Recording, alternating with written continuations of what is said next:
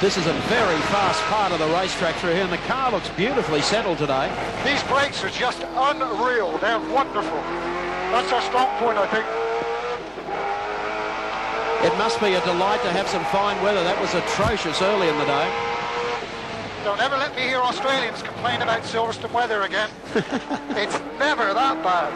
That was awful. How strong does this car feel, Win? Very, very strong. Really, really pleased with it. It sounds fabulous. Just a little bit busy then, sorry. Yep, I think the fans are really loving it. Yes, they certainly are.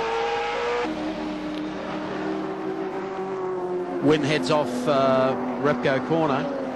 Whew, straight over our camera. He's got the GTR hauling after him.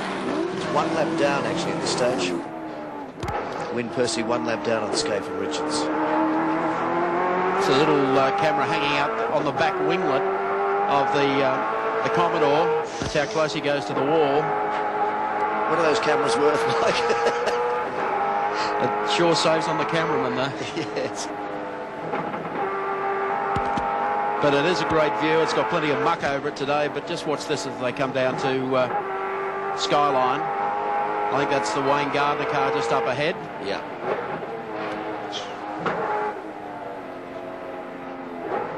Coming down to the Dipper.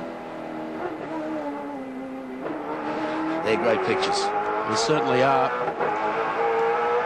Close there, isn't it?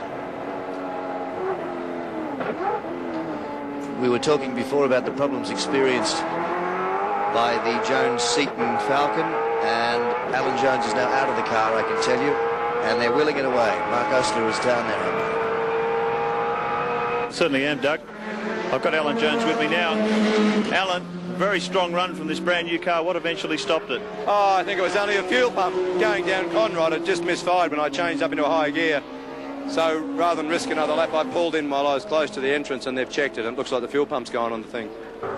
Yeah, the 15 car looks like Bradley Jones got caught up on top of the ripple strip, I think, and he's trying to ask them to give him a hand back, push him off the ripple strip. 15 was in 6th position. He's hung up there, I think. Can't fire it, he's locked it, so...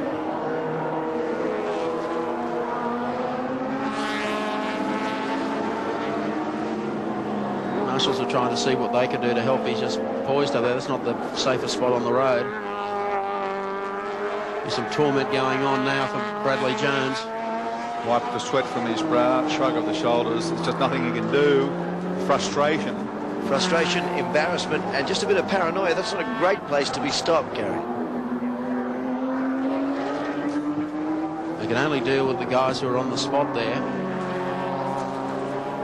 And they might, yes, they're having some success now to try and get it off the ripple strip. The gear stick was stuck, can you believe it? I've just had word through. Look at this. He's going to have to get it all the way around and back in again. Let's have a look at the replay as they come through there. That's the Supra going through, and he gets it around sideways. He's got it all locked up. Tries to bring the tail around. That'll bring the front back over the ripple strip. That doesn't do much for the front air dam, and then he's got it wedged on top of the ripple strip. So that's what happened to young Bradley Jones. So Bradley comes in. Andy Raymond's there. Yes, and down here at the Holden pit, obviously putting on the new front spoiler after that little incident. Bradley Jones looking quite comfortable, though, in the driver's seat. They're also putting on some new, fresh, slick tyres. The other car, the number 16 car, Win Percy, will also be coming in soon. Looks like they're having a little bit of problem here getting the front spoiler on. Bradley Jones sitting there as they wipe the front windscreen. Quite a lot of dirt, dust, and a little bit of mud still up there from when it was rainy a little time ago, but everything going fairly much to plan down here for the number 15 Holden. Thanks, Andy. I tell you what, if looks could kill, poor old Brad Jones, he must feel awful at this stage. They were running there strongly. It only takes one little incident. The whole game plan is out. They've at least been able to get the spoiler on, but may have done...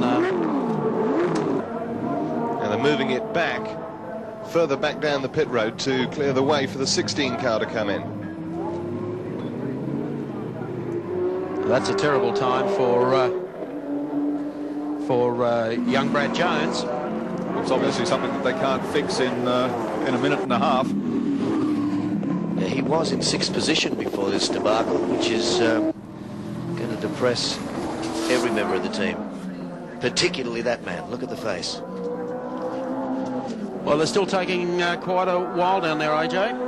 Yes, they certainly are. The thing is, Brad Jones is sitting in the 15 car absolutely disgusted, and to be honest, no one quite knows what has gone wrong with the car. All the panic down here in the Holden pits is the fact that the Win Percy number 16 car is coming in, and it looks like it'll be coming in within the next lap. David Parsons, number 35, Peter Jackson Sierra.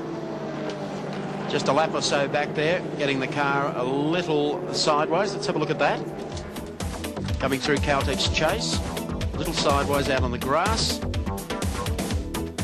Spins back, but at least he's staying away from the sand trap, trying to bring the front of it around, drop it down again. No, he couldn't. It's still there. He's got to attack it from the other side now. Get it pointed in the right direction. Wayne Park and David Parsons. Whoa.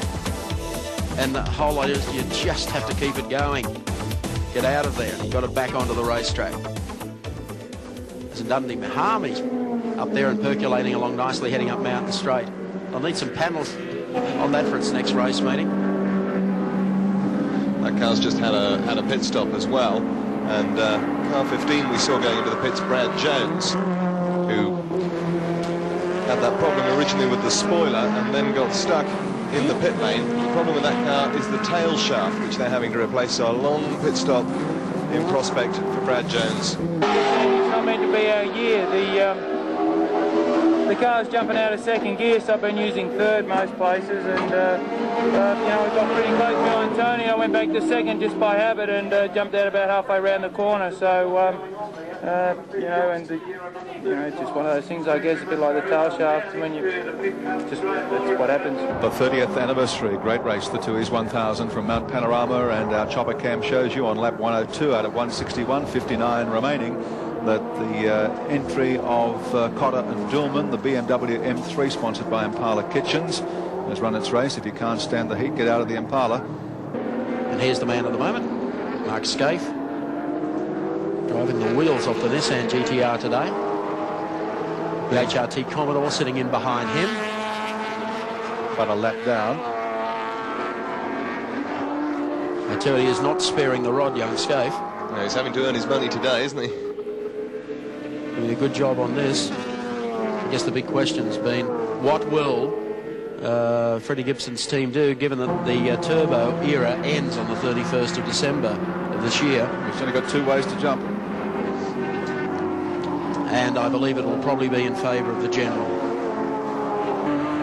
Great Nissan race cam. Give you an idea of Mark. We pan it around as he comes over the top of the mountain, heading down towards Skyline. Just ahead of him, I think, is the Larry Perkins V8 Commodore. And we take the floor cam version that shows you just looks very relaxing. As always, the trademark of